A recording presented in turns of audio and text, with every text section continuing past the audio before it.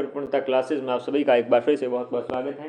जैसे कि आपको पता है कि हम राष्ट्रपति की शक्तियों को पढ़ रहे थे और राष्ट्रपति की शक्तियों के अंतर्गत हमने 5 कक्षाएं ले चुके थे और आज हमारा पार्ट 6 रहेगा और राजनीति विज्ञान के अंतर्गत हमारी ये कक्षा 25 भी रहेगी। और इसमें हम प्रमुख रूप से, जैसे कि आपको पता है कि हम टॉपिक पढ़ चुके थे, एक राष्ट्रपति की सामान्य शक्तियों के अंतर्गत कार्यपालिका शक्ति, विधायी, न्यायिक, वित्तीय, सैन्य और कूटनीतिज्ञ एवं जो वीटो की शक्ति थी, इसे पढ़ चुके थे। यह टॉपिक हमारा कंप्लीट हो चुका था और आपातकालीन शक्तियों के अंतर्गत हमने राष्ट्रीय आपात को और राष्ट्रपति शासन को पढ़ लिया था। आज हम प्रमुख रूप से वित्तीय आपात अनुच्छेद 360 को पढ़ेंगे और देखेंगे कि क्या है वित्तीय आपात, कब भारत में लगा है, किस प्रकार से इसे लागू कर सकते हैं, क्या इसके न्यायालय के द्वारा समीक्षा की जा सकती है, नहीं की जा सकती। तो प्रमुख बातें पढ़ेंगे वित्तीय आपात के बारे में। तो देखिएगा, वित्तीय आपात किस अनुच्छेद के अंतर्गत इसका प्रावधान है, तो अनुच्छेद 360 के अंतर्गत इसका प्रावधान भारतीय संविधान में किया गया है।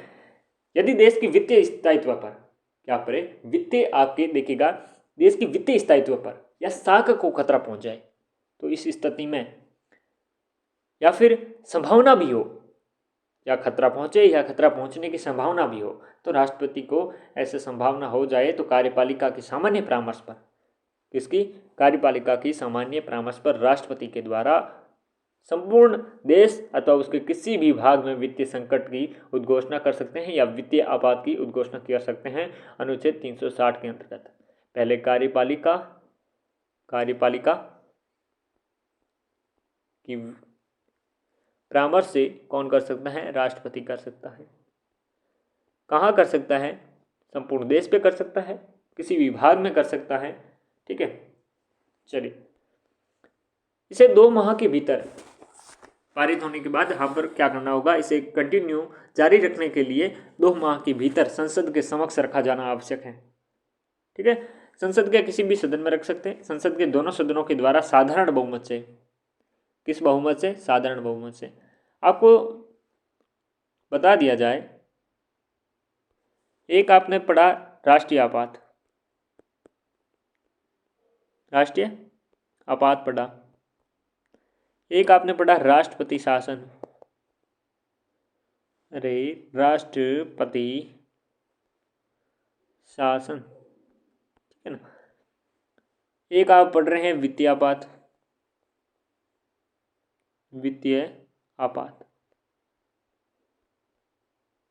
राष्ट्रपति शासन को ही राज्य आपात कहते हैं। तो देखो, क्या देखें, उसे जारी करने के लिए, जारी कंटिन्यू करने के लिए आपको क्या करना होगा, इसमें आपको राष्ट्रीय आपात को 1 माह के भीतर संसद में समक्ष प्रस्तुत करना होगा। इसमें कितना है, 2 माह है, और इसमें भी आपके वित्तीय आपात में भी 2 माह है। ये आपके मेजर डिफरेंस रहेगा राष्ट्रीय आपात और राष्ट्रपति शासन और वित्तीय आपात में, ठीक है।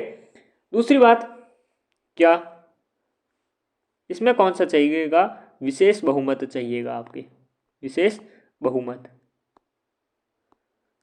बहु लिख देते हैं भाई। फिर देखिएगा, इसमें कौन सा, सामान्य, किसमें, राष्ट्रपति शासन में, और वित्तीय आपात में भी सामान्य बहुमत, ठीक है जी। ये आपके डिफरेंस तुलनात्मक पद्धति से या तुलनात्मक रूप से हम पढ़ेंगे तो ज़्यादा चीज़ें समझ में आएगी, इसलिए तो एक तुलनात्मक राजनीति अलग से सब्जेक्ट है जी। तो चलिए, साधारण बहुमत के माध्यम से सहमति मिलने पर क्या कर सकते हैं, वित्तीय आपात को जारी कर सकते हैं, कंटिन्यू कर सकते हैं। यदि उस समय क्या हो, लोकसभा विघटित हो, तो क्या कर सकते हैं, सहमति राज्यसभा के द्वारा भी प्रदान की जा सकती है। लेकिन जब भी क्या की जाएगी, जब भी इसे यहाँ नहीं, यह यहाँ पर होगा, पुनर्गठन हो जाए लोकसभा का, उस समय 30 दिन के भीतर अवधि में क्या करना होगा, सहमति मिलनी आवश्यक होगी, किसकी, लोकसभा की। फिर हम यहाँ पर आ जाते हैं, यहाँ पर तीनों के ही द्वारा यही चीज़ें हैं कि अगर इन, भले ही राष्ट्रपति शासन हो, चाहे राष्ट्रीय आपात हो, चाहे वित्तीय आपात हो, इस समय अगर लोकसभा का विघटन हो रखा है तो राज्यसभा में पारित हो सकते हैं। कहाँ पर, राज्यसभा में पारित किया जा सकता है, और राज्यसभा पारित कर दिया जाता है, अच्छी बात है। लेकिन जब भी पुनर्गठन हो जाएगा लोकसभा का, तो 1 माह के भीतर, कितने, 1 माह के भीतर 1 माह के भीतर क्या करना होगा, अनुमति लेनी होगी लोकसभा की। वित्तीय आपात का प्रारंभ 6 माह के लिए और अधिकतम अनिश्चित काल के लिए प्रयोग किया जा सकता है। यह चीज़ हमने किस में भी पढ़ी थी, ये हमने राष्ट्रीय आपात में भी पढ़ी थी। राष्ट्रीय आपात में भी अनिश्चित काल के लिए लगाया जा सकता है, परंतु हर 6 महीने के बाद संसद की क्या होगी, सहमति आवश्यक होगी। लेकिन देखिएगा राष्ट्रपति शासन के लिए ये बात थोड़ी अलग रहेगी। राष्ट्रपति शासन 6 महीने के लिए लगाया जा सकता है। इसे कंटिन्यू करने के लिए अगर 1 साल तक लगाना होता है, ठीक है, 1 साल तक लगाने के लिए क्या करना होगा, 2 परिस्थितियां विद्यमान होनी चाहिए। एक आपके हो सकती हैं क्या, एक हो सकती है राष्ट्रीय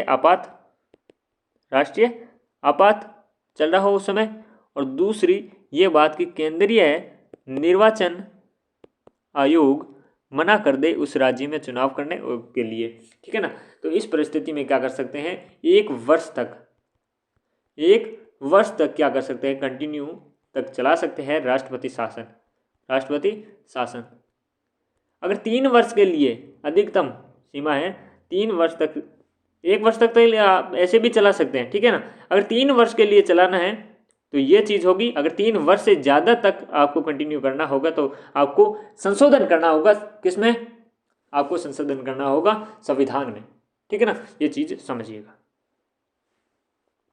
अगर आपको अच्छे से एक बार फिर से समझ में नहीं आया है तो मैं समझा देता हूँ, हो सकता है। देखिएगा आपके राष्ट्रपति शासन लगा, कौन, राष्ट्रपति शासन। तो राष्ट्रपति शासन आपके प्रारंभ में 6 माह के लिए लग सकता है, ठीक है। अधिकतम क्या होगा, 3 वर्ष के लिए। 1 वर्ष तक तो ऐसे ही लग सकता है भाई जी, लगा सकते, कंटिन्यू कर सकते हैं, चलेगा। लेकिन अगर 1 से 3 वर्ष तक कंटिन्यू करना है, 3 वर्ष तक कंटिन्यू करना है तो 44वें संविधान संशोधन अधिनियम 1978 के माध्यम से 2 कंडीशन जोड़ी गई है, 2 परिस्थितियां जोड़ी गई है। एक परिस्थिति कौन सी होगी, आपके संपूर्ण देश तथा उसमें राष्ट्रीय आपात लगा विद्यमान हो रखा हो कोई राज्य में।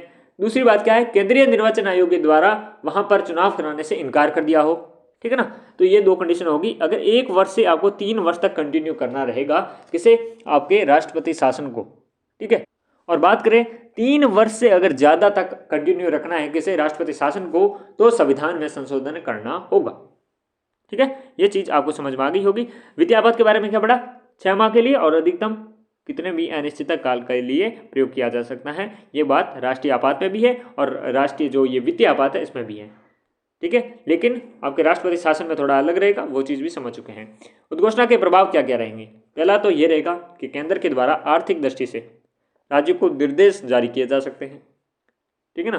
दूसरी बात क्या है, संघ और राज्य सरकारों के अधिकारी हैं, चाहे उसमें उच्चतम न्यायालय के और उच्च न्यायालय के न्यायाधीश भी हैं, उनके भी वेतन में क्या की जा सकती है, कटौती की जा सकती है। तीसरी बात, राष्ट्रपति के द्वारा राज्य सरकारों को इस बात के लिए बाध्य किया जा सकता है कि वे अपने समस्त वित्त विधेयक को केंद्र की सहमति के लिए भेजें। क्या, राज्य के जितने भी वित्त विधेयक हैं उसको केंद्र की सहमति के लिए भेजें। 3 बात यहाँ पर हो गई और 2 बात और पढ़ते हैं आगे। एक हो गई कि राष्ट्रपति के द्वारा केंद्र और राज्यों के बीच धन संबंधी प्रावधानों को आवंटन में परिवर्तन किया जा सकता है। या राष्ट्रपति के द्वारा केंद्र तथा राज्यों के बीच धन संबंधी प्रावधानों के आवंटन में परिवर्तन किया जा सकता है। 5वीं बात है कि संघ की कार्यकारिणी राज्यों को निर्देश जारी कर सकती हैं। संघ की जो कार्यकारिणी है राज्यों को निर्देश जारी कर सकती हैं। 5 बातें आपको ध्यान में रखनी है राष्ट्रीय वित्तीय आपात के बारे में। चलिए, इसे समाप्ति करनी हो तो किस प्रकार से होगी, राष्ट्रपति के द्वारा उद्घोषणा करके वापस लेकर या फिर संसद के द्वारा सहमति प्रदान नहीं होने पर। और इसमें प्रयोग में व्यवहार में कब कब लिया गया है, तो भगवान की कृपा से वित्तीय आपात भारत में अभी तक कभी भी प्रयोग में नहीं लिया गया है। चलिए, अगर न्यायिक दृष्टिकोण की बात करें तो न्यायालय में इसके द्वारा समीक्षा की जा सकती है, ठीक है। न्यायिक समीक्षा की अगर हम बात करें तो राष्ट्रीय आपात की बात करें, राष्ट्रीय आपात, चाहे बात करें हम राष्ट्रपति शासन की, राष्ट्रपति शासन की, और चाहे बात करें वित्तीय आपात की, इसमें भी 44वां संविधान संशोधन था अपने राष्ट्रीय आपात में 1978 में। इसके माध्यम से क्या किया गया कि आप जो राष्ट्रीय आपात है उसको भी न्यायिक समीक्षा कर सकते हैं न्यायालय के द्वारा, और राष्ट्रपति शासन में भी आप जो राष्ट्रपति के जो ये न्यायिक प्रक्रिया या फिर न्यायिक समीक्षा कर सकते हैं कौन? न्यायालय। और वित्तीय आपात में भी ये चीज़ें रहती हैं कि न्यायालय के द्वारा समीक्षा की जा सकती हैं। तो आज की वर्तमान स्थिति क्या है? चले, भले राष्ट्रपति शासन हो, राष्ट्रीय आपात हो, चाहे वित्तीय आपात हो, तीनों की भी न्यायालय में समीक्षा की जा सकेगी। आगे देखिएगा, संविधान में एच.वी. कोमथ नाम के व्यक्ति हुए, उन्होंने क्या कहे कि आपातकालीन प्रावधानों को लेकर कहा कि यदि यह एक शर्मनाक दिन है, इस पर भारतीयों की रक्षा करे। ठीक है ना। चलिए, डॉक्टर भीमराव अम्बेडकर कहते हैं कि आपातकालीन शक्तियों को कड़वा दवाई की संज्ञा दी और कहा इसका प्रयोग अंतिम विकल्प के रूप में होना चाहिए। राष्ट्रपति की स्थिति देखते हैं।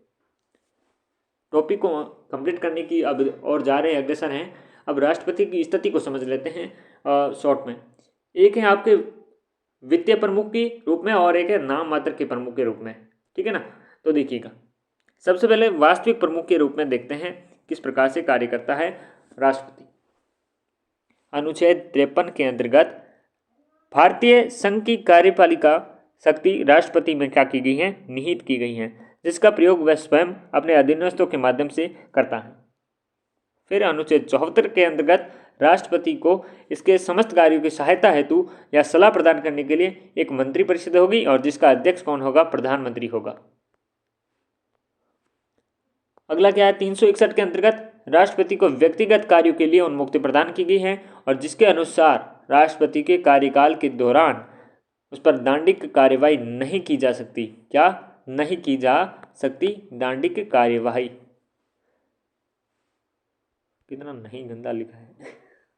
चलिए आगे देखो, दीवानी मामलों पर अगर किसी प्रकार की कार्रवाई करनी है तो 2 माह के पूर्व राष्ट्रपति को सूचित करना होगा। चलिए आगे बढ़िए। निम्न परिस्थितियों में राष्ट्रपति के द्वारा स्वविवेक की शक्तियों का क्या किया जाता है? प्रयोग किया जाता है। पहली स्थिति है, यदि लोकसभा में किसी भी राजनीतिक दल को स्पष्ट बहुमत नहीं मिल रहा है तो किसी व्यक्ति को प्रधानमंत्री के रूप में नियुक्त करेंगे और उसे कहा जाएगा कि वो अपने क्या करे, अपना बहुमत सिद्ध कर करके प्रधानमंत्री बन जाए, अपनी सरकार बना ले। दूसरी बात क्या है? दूसरी बात यह रहेगी कि मंत्री परिषद के अल्पमत होने पर उसे विघटित करने के लिए, ठीक है, मंत्रिपरिषद अगर को अल्पमत मिल रहा हो तो उसे विघटित कर सकता है कौन? राष्ट्रपति। तीसरी बात है लोकसभा को विघटन को लेकर। चौथी बात पॉकेट वीटो के प्रयोग के लेकर। हम जब आपकी सामान्य शक्ति पढ़ रहे थे उसमें 7वें नंबर पे हमने क्या पढ़ा था? आपको पढ़ा था निषेधाधिकार की शक्ति या फिर वीटो की शक्ति। उसमें था पॉकेट वीटो, जिसमें अगर किसी प्रकार का विधेयक राष्ट्रपति के पास आ जाता है, उसे सहमति दे या फिर सहमति ना दे, दोनों स्थिति ना करके उसको अपने पास ही रख लेते हैं, उसे वीटो की शक्ति कहते हैं। ठीक है। पांचवी बात है प्रधानमंत्री के विरुद्ध अभियोग चलाने की अनुमति को लेकर स्वविवेक की शक्ति रहेगी। अब देखिएगा, नाम मात्र या औपचारिक प्रमुख की शक्तियों को देखें तो भारत में संसदीय शासन प्रणाली का अनुसरण किए गए हैं, जिसके अंतर्गत संविधान निर्माताओं के द्वारा राष्ट्रपति को नाम मात्र का ही प्रमुख का भूमिका प्रदान की गई है।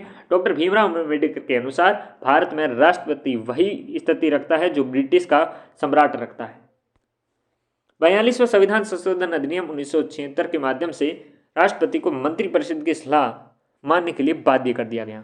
और वहीं 44वां संविधान संशोधन अधिनियम 1978 आया, उसके माध्यम से राष्ट्रपति को पुनर्विचार के अधिकार प्रदान किया गया। यानी कि राष्ट्रपति के द्वारा एक बार मंत्रिपरिषद की सलाह को पुनर्विचार के लिए लौटा सकते हैं, परंतु जब पुनर्विचार कर दिया जाता है पश्चात पारित सलाह को मानने के लिए राष्ट्रपति क्या होगा? बाध्य होगा। क्या होगा? बाध्य होगा। चलिए, 24वां संविधान संशोधन अधिनियम 1971 के माध्यम से राष्ट्रपति को संविधान संशोधन विधेयक पर क्या करना होगा? अनुमति प्रदान करने के लिए बाध्य कर दिया गया। किसके द्वारा? 24वें संविधान संशोधन अधिनियम 1971 के माध्यम से। यदि राष्ट्रपति के द्वारा संविधान का अतिक्रमण किया जाता है, किसी भी आधार पर अपनी शक्तियों से उच्च उठकर कार्य करने की वास्तविक भूमिका निभाने की अगर कोशिश की जा रही है, जो शक्तियाँ उनके पास नहीं है, जबरन वो चीज़ें की जाती हैं, तो उस अतिक्रमण की स्थिति पर महाभियोग के माध्यम से राष्ट्रपति को अपने पद से हटाया भी जा सकता है। परंतु ऐसी प्रकार से कोई चीज़ नहीं हुई है, कभी भी किसी राष्ट्रपति के महाभियोग से हटाया नहीं गया है अभी तक।